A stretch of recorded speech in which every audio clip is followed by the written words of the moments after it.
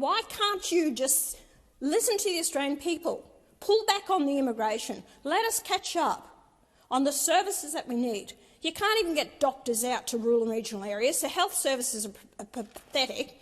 You've now announced a $4 billion housing fund for Aboriginals to be built in remote areas, a cost of about $100 million plus per house, possibly $1.5 million per house. And yet there's other Australians living in tent cities.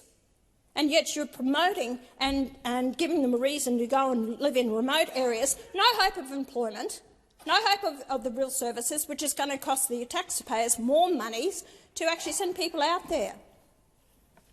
It beggars belief of what you are doing.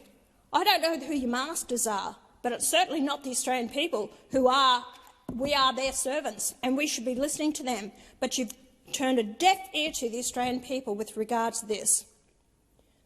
I want the people to have a say, a real say.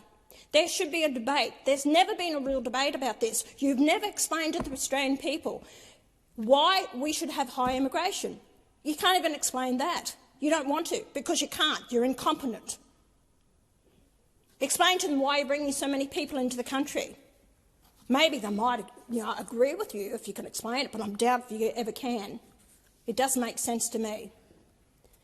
That's what I hope that you see common sense to give the people a voice, because I tell you, the people out there, if they don't give you a say on the high immigration that's come in this country that is destroying your lives, your way of life, then don't vote for them anymore.